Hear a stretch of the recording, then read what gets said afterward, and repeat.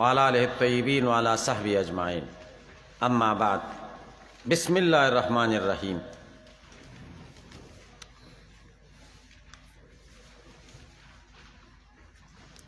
مخی تقسیم د حدیث به اعتبار اتصال سند و انقطاعی شویو مختلف اصطلاحات ذکر شویو مسند ستوي متصل ستوي مرفوع حدیث ستوي موقوف ستوي مقطوع ستوي معنعن ستوي دې ځای پورې مې خبره را رسولې وه معنعن کم حدیث توي چې د هغې په سند کې داسې فلان عن فلان یا روایت د تلمیذ وي د شیخ نه په داسې لفظ سره چې دلالت په سما نه کوي صراحتا قال فلان یا عن فلان وغیره دا داسې الفاظ دي چې دلالت په صراحتا سما نه کوي دې ته معنعن وایي وم نمبر معلق کم حدیث توي ما حذف من سنده واحد فاکثر سند کی یو راوی یا زیات حذف شوی وي دې ته معلق وایي اتم منقطع کم حدیث توي ما حذف فی وسط سنده واحد چې یو راوی په وسط د سند کې کټ شوی نهم مرسل کم حدیث توي ما حذف من آخر سنده چې آخر د سند نه راوی حذف شوی څنګه تابعی وایي چې قال رسول الله صلی الله علیه وسلم صحابي کټ کړی دی ته مرسل وایي مرسل مو پیژنده لسم معضل ما حذف من سندی اثنان فاکثر چې سند نه دوه راویان یا زیات حذف شوي دی ته معضل وایي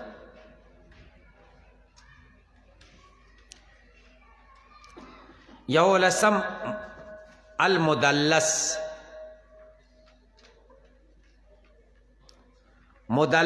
په ضمیر د میم سره او فتحې د لام مشدده سره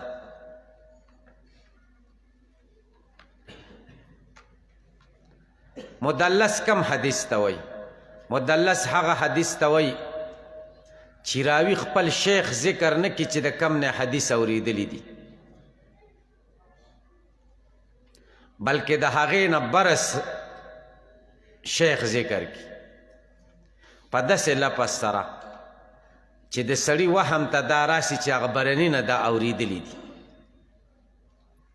تاسو په دې خبره باندې پوه شئ مدلس حدیث مو پیژنده چې یو راوي د خپل شیخ نه چې د کم نه حدیث اوریدلی دی هغه ذکر ونه کړي چې پلانکي نه مې اوریدلی د هغه بره استاد ذکر کی او لفظ هم داسې ذکر کی چې څوک یې اوري د هغوی دا خیال چې د دغه برني نه اورېدلي دي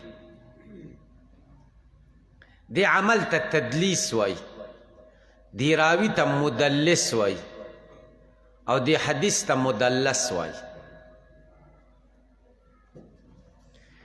تدلیس په لغت کې کتمان و عیب السلعه ته وایي په بیه کې د مبیعه کې عیب یو سړی پټ کړي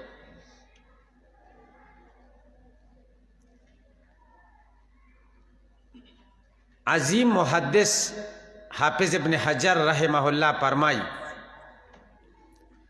من ثبت عنه التدلیس لا يقبل منه کم راوی کی چې تدلیس ثابت شده هغه نه روایت نه دی قبول وکیع ابن الجراح وی تدلیس د کپڑے حلال نه دی روا نه دی نو د حدیث و تدلیس به څنګه روا شي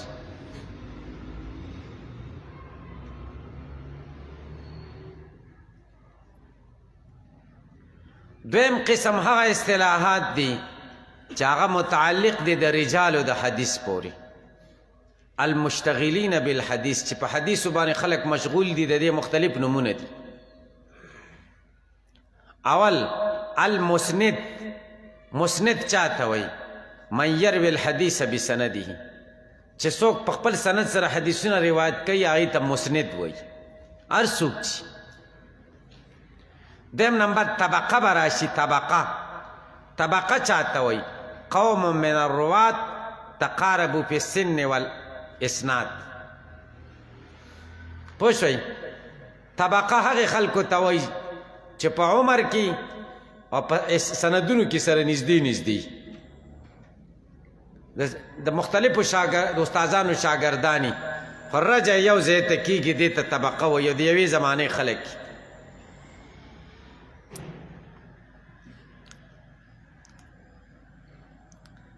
دریم نمبر طالب الحدیث.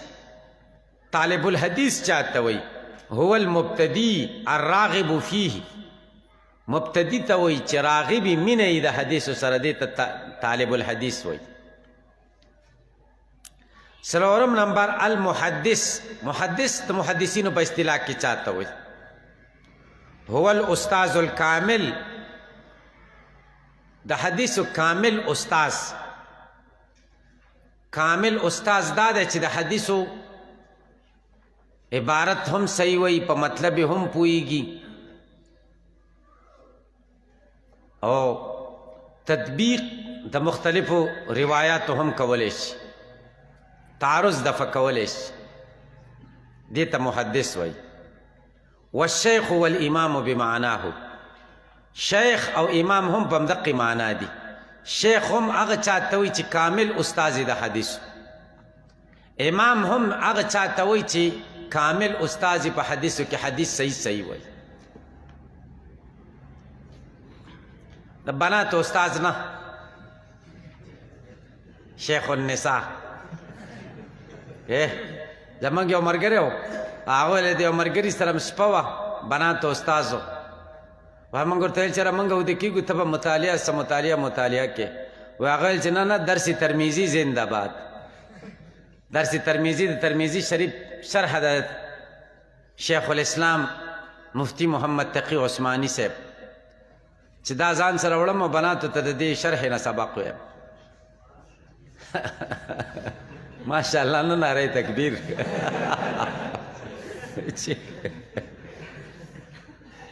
نه دا خو هیڅ شی هم نشو چې شرح نه سبق وایي دا به نه شي.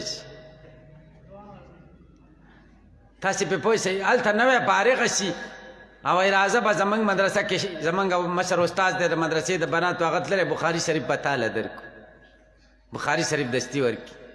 او حدیثو کې سخت عبارت او تحت لفظي ترجمه سخته ده، قسم دی ډېر ګران کار دی، د اسانه نه ده. واپس مړه حدیث دی اسانه دی، د بناتو استاد دی وایي حدیث دی اسانه، دا ډېر ګران کارونه دي. وم نمبر حاکم.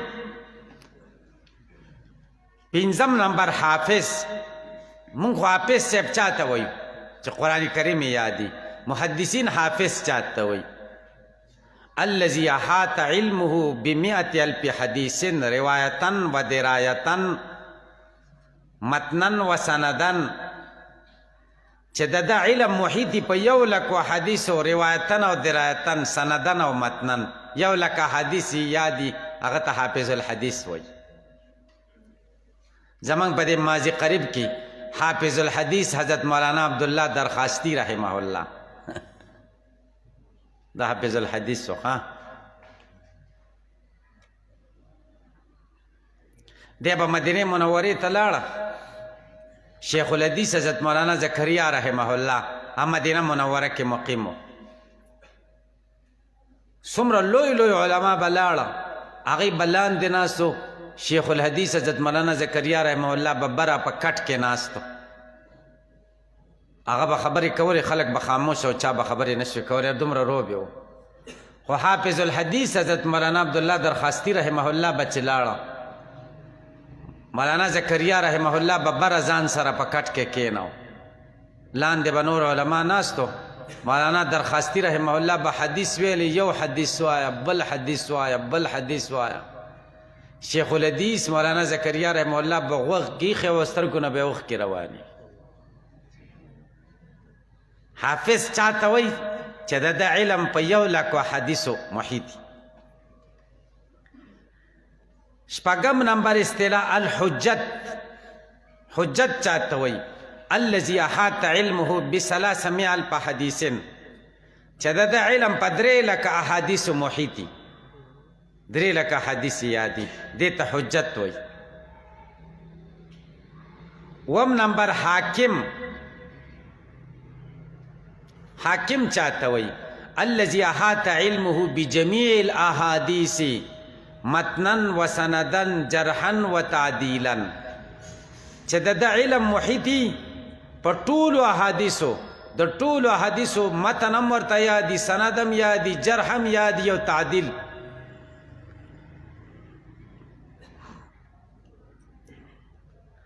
امام احمد ابن حنبل وای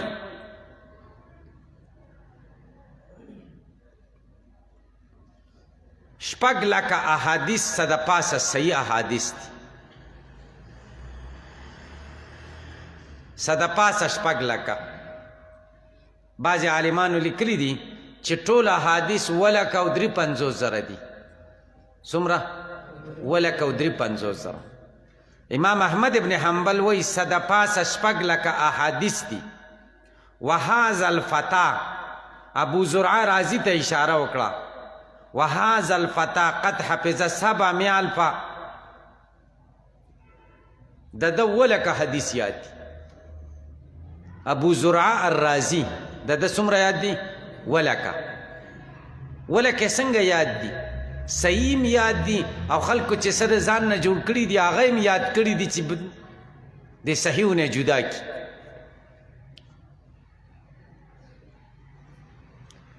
د ابو زرعه رازی نه چا تپوس وکړو چې یو سړي قسم کړی دی په طلاق سره چې که د ابو زرعه رازی 2 لکه احادیث یاد نه وي نو په ما د ښځه طلاق کوي. ستا سره د ښځه بې طلاقېږي که نه طلاقي 2 لکه دې زده دي که دې نه دي زده. نو ابو زرعه الرازی ورته وایي 1 لک احادیث مې داسې زده دي لکه ستاسو چې قل هو الله احد څنګه زده دي.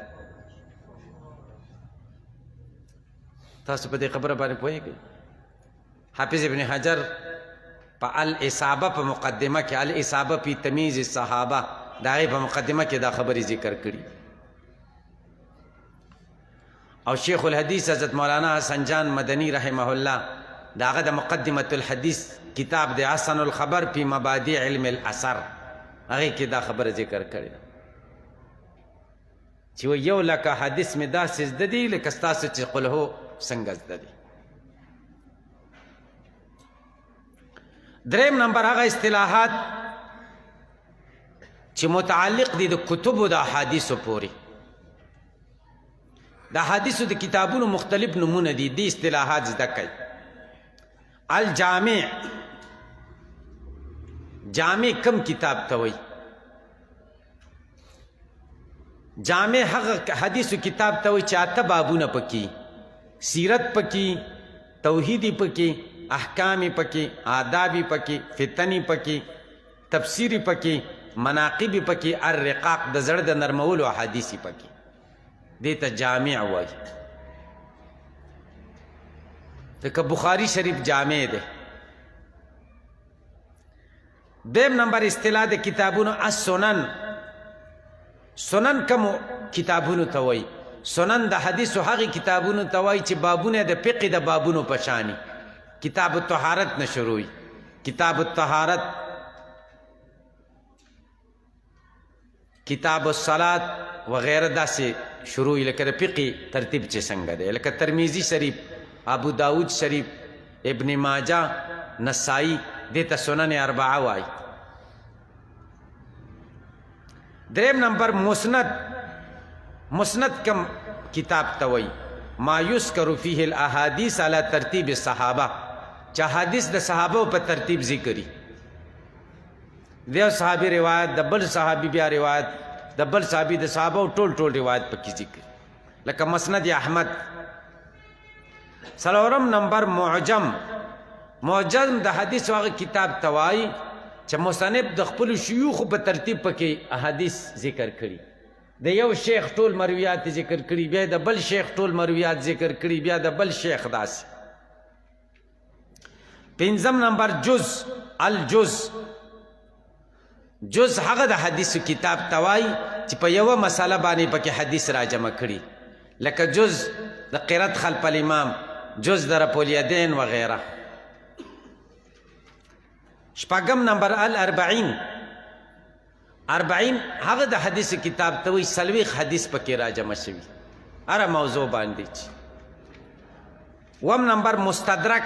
مستدرک د حدیث هغه کتاب ته وایي چې د یو کتاب نه حدیث پاتې شوي، د هغه په شرط پوره یي خو پاتې شوي دي، ده ورپسې هغه راغونډ کړي. لکه مستدرک د حاکم، د بخاري او مسلم شریف په شرطونو چې کوم حدیث دی او د هغوی نه پاتې شوي دي هغه ذکر کړي دي. مستدرک د حاکم 15 جلده دی. اتم نمبر المفرد. مفرد د حدیث هغه کتاب ته وایي چې د یو شخص احادیث، یو صحابي حدیث پکې را نقلی دی، یو ابو هریره روایت، یو ابن عمر روایت، دی ته مفرد وایي. دا درې قسمه اصطلاحات شو. څلورم قسم اصطلاح وجوه تحمل الحدیث. دا حدیث و علم خو یو ناشنا کار دی، دا ګورې سره سکول سبق نه دی او نه د فنونو کتابونه دي.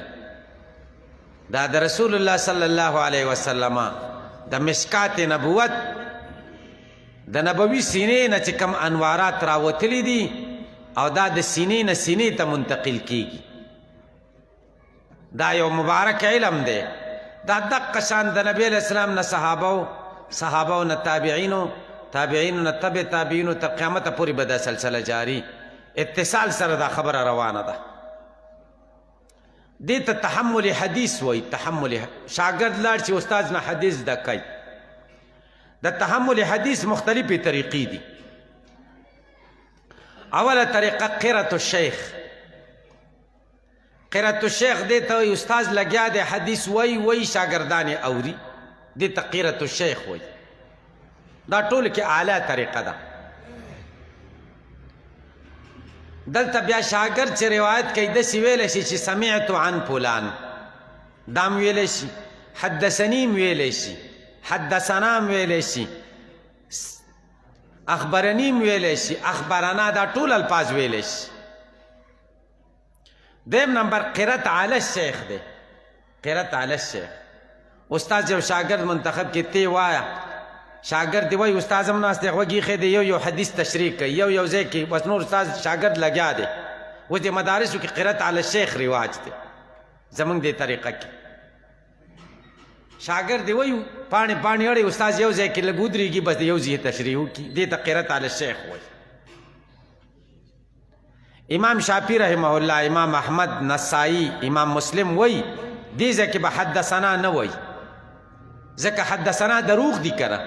حدثنا دا معنی استاز مونږ له حدیث بیان کړي، استاز خو نه دی بیان کړي. امام بخاری رحمه الله، امام مالک رحمه الله، امام ابو حنیفه او جمهور محدثین وایي دلته حدثنا لفظ استعمالولی شي. پوه شئ؟ دې کې اختلاف شته چې حدثنا لفظ استعمالولی شي که نه شي استعمالولی. احناف وایي استعمالولی شي، امام بخاري هم دا رایه ده. دریم نمبر مناوله ده. مناوله دې ته وایي استاز خپل کتاب کې، یو کتاب کې ټول خپل روایات لیکلي دي، یو شاګرد ته ورکړي، استاد زما اجازت ته دا واخله بس ما نه حدیث نقل کوه، دې ته مناوله وایي. دا مقبوله ده. څلورم نمبر مکاتبه ده. استاز لیکلی حدیث شاګرد ته ولیکي، شاګرد موجود نه دی، استاد یې ولیکي چاته ورکړي چې دا زما شاګرد له ورکه. شاګرد پوه شي چې دا مې د استاز خط دی، نو د استاد نه روایت کولی شي، دې ته مناوله وایي. دې ته مکاتبه وایي. مکاتبه. پنځم نمبر اجازه ده. اجازه سبق دې ته نه دی ویلی، یا دې ته ویلی دی او ما ته اجازه ده حدیث وکړه، دې ته اجازه وایي. دا اجازه څنګه ده؟ یا استاد شاګرد ته تا ته پلانکي کتاب کې اجازه ده زمانه روایت کولی شي. اجازه په څلور قسمه ده. اول اجازه من معین لمعین فی معین. معلوم سړی یو استاد معلوم شاګرد ته ووایي لس یا 15 یا 2 ته چې تاسو ته په بخاري شریف کې یا په مسکات شریف کې زما اجازه ده، دا یو قسم شو. دویم نمبر اجازه میں معینن لمعینن پی غیر معینن. استاد معلوم دی لس 15 شاګردان معلوم دي، هغوی ته ووایي تاسو ته په ټولو کتابونو کې زما اجازه ده. نو مجیزم معین شه مجازم معین شه، خو ما به الاجازه چې پس کې اجازه ورکړې غیر معین، دا دواړه قبولی دي. دې کې دا شاګرد د استاد د هر قسمه لفظ استعمالولی شي. دریم نمبر اجازه من معینن لغیر معینن فی معینن.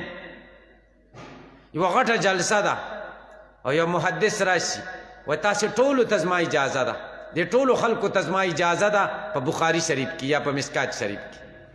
د عام علما قبلی، ځکه 2 څیزونه پکې معین دي، مجیز هم پکې معین دی، کتاب هم پکې معین دی. اگر چې مجازین چاته چې اجازه ده هغوی نه دي معین.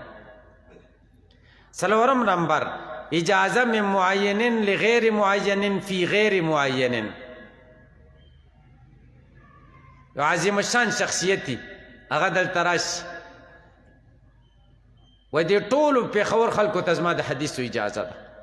دا اجازه شوه د معین نه غیر معین ته په غیر معین کې. دا یې ونه ویل چې پلانکي کتاب اجازه مې ده ورته. دا اجازه قبوله ده که نه ده قبوله؟ عام علما دا نه قبلی، وایي دا نه ده قبوله. تاسو په دې خبره پوهېږئ؟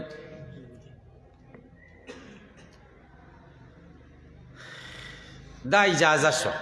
شپږم نمبر اعلام الشیخ. اعلام الشیخ دې ته استاد شاګرد ته وایي زما دا روایات دي تا ته اجازه ده، نه ورته ویلی دي نه ورته لیکلی دي، خو زما چې دا روایات دي تا ته اجازه ده. دې ته اعلام الشیخ وایي. دې کې اختلاف ده چې دا قبوله ده که نه ده قبوله. بعضې عالمان یې قبلوي بعضې یې نه قبلوي. اووم نمبر وصیت دی. وصیت دې ته وایي هلکه ستا چې زوی وشو بیا مولا شه نو زما ورته په حدیثو کې اجازت. دا قبوله ده که نه ده قبوله؟ نه دا نه ده قبوله، ځکه سما نشته، معاصرت نشته، ملاقات نشته، نو دا نه ده قبوله. اتم نمبر وجاده ده. وجاده دې ته وایي شاګرد د شیخ کتابونه لټوي او د شیخ حدیث پکې پیدا کړي، شیخ د خپل استاد نه را نقل کړي دي، نو دی نورو خلکو ته بیانولی شي که نشي بیانولی. چې ختم پیژني چې د استاد ختم دی، الماری هم پیژني چې دا د استاد الماری ده، نو بیا یې بیانولی شي.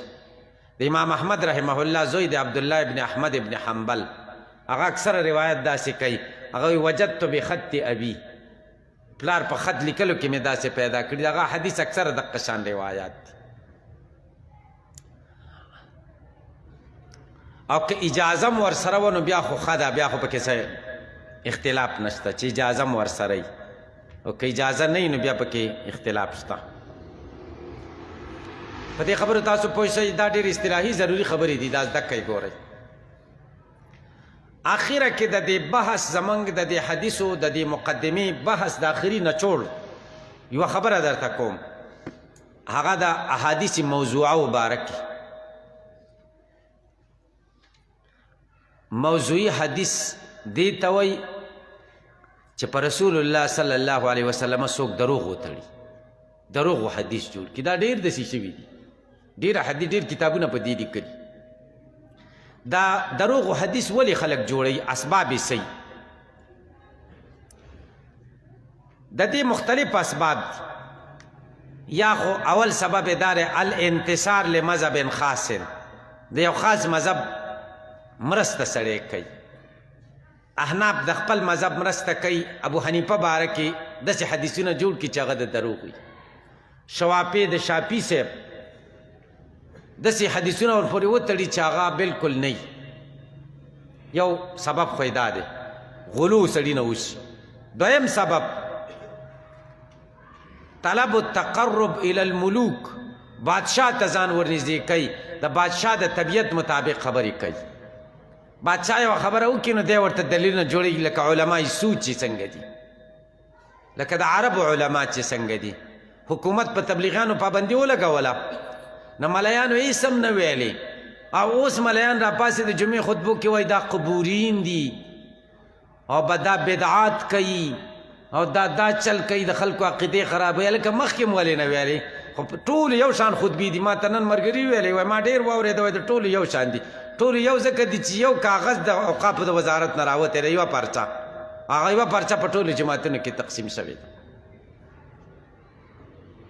تاسو په دې پوه شئ نو دا علما یې څو داسې کوي دریم او طلب الارتزاق بهذا الطریق یا دا رزق په دې طریقه ځان لګټي لکه واعظان مقررین موضوعي حدیث بیانوي د دې لپاره خلک وجاړي او موږ ته پیسې راکړي مقررین داسې کوي که نه دا مقررینو حدیث هم چې اورېدل ناشنا نو جاړی ورته ما کتاب ګوره چې کتاب کې شته که نه بریلین مولین داسې که نه اکثره د ځان نه جوړ شي هلکه کم کتاب کې راغلی دی نو کتاب حواله نه ورکوي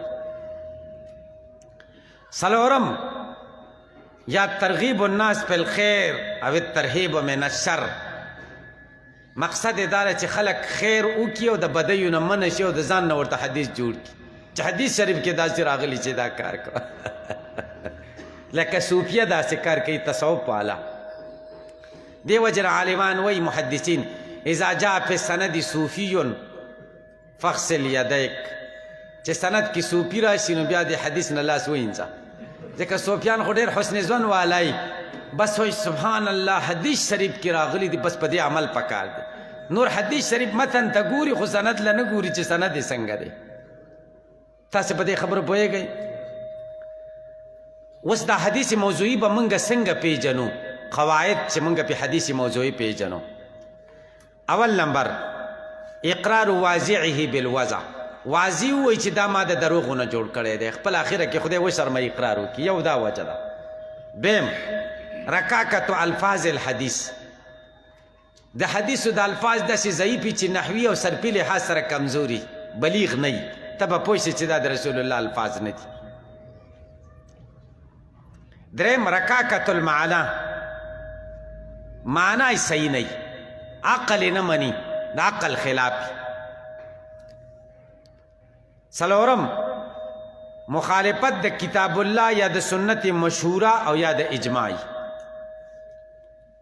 پنځم یا داسې حدیث چې حس او مشاهدې خلاف شپږم یا په ورکوټي ګناه باندې دومره وعید پکې که نه چې ډېر سخت وعیدي پکې سخته سزا یې پکې ذکر کړي ته پوه شه چې دا د نبي کریم صلی الله علیه وسلم حدیث نه دی دې موضوع باندې ډېر کتابونه لیکل شوي دا بیا ځان لوالی بعضې تاسو ته په پته لګېږي چې دا حدیث ضعیفه دی دا موضوعي دی او که شته بعضې حدیث مشهوري خلکو په ژبو کې هغه موضوعي بهترین کتاب په دې باندې کتاب الاباطیل د حافظ حسین ابن ابراهیم الجوزقانی دا د شپږمې صدۍ عالم دی 1542 هجري کې وفات شوی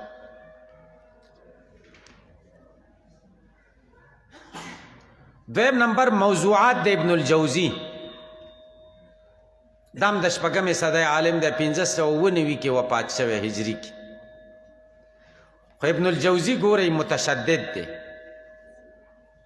د هغه جرح له به نه ګورئ چې نورو خلکو تایید نه شوی لکه سیوطي چې څنګه متساهل دی سیوطي نرم دی ډېر زیات او ابن الجوزی ډېر سخت دی وجه نه عالمان وایي د سیوطي تعدیل نه دی معتبر چې تایید د نورو طرقو نه نه شوی او د ابن الجوزی جرح نه ده معتبره چې تایید د نورو علماو نه نه شوی پې پوهېږئ دریم نمبر اللعالی المصنوعه د سیوطي دا د 10مې صدۍ عالم د 911 کې وفات شوی څلورم تذکرة الموضوعات د محمد ابن طاهر الفتنی الهندی دا د 10مې صدۍ عالم د 980 هجري کې وفات شوی پنځم الموضوعات الکبرى د ملا علی قاری سلطان المحدثین الحنفی 11مې صدۍ عالم دی 1014 هجري کې وفات شوی شپږم نمبر الفوائد المجموعه د شوکانی دا د 14مې صدۍ عالم دی 1250 هجري کې وفات شوی. وم نمبر سلسلة الاحاديث الضعيفة والموضوعة شیخنا حضرت العلامہ محمد ناصر الدین البانی رحمه الله. البانی نوم خو موریدلی کنه. البانی دا غیر مقلد عالم دی او د مدینه منورې د جامع استازو. زمنګ د شیخ صاحب رحمه الله استازو هغه به د هغه ډېر واقعات ذکر کول. د هغه کتاب د دې موضوع سره سلسله الاحاديث الضعيفة والموضوعة هغه به ویل ډېر کلک غیر مقلد و خو بحث باندې به نه خفه کېده. موږ سره به په خاورو کېناسته بحث به م ورسره کوو. اسماء و صفاتو مسله کې به م ورسره بحث کوو. خفه کېده به نه. موږ له به ویلې چې تاسو دی له دا ووایئ د رب الیدین والا ولا دا ووایئ. بس چې حدیث به ورته راورسېده چې دا حدیث داسې دی دستي به پې عمل شروع کړی. تاسې په دې پوه شئ.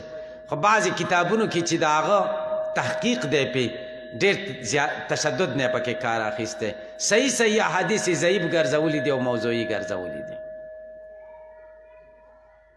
درود شریف اللهم صل علی محمد.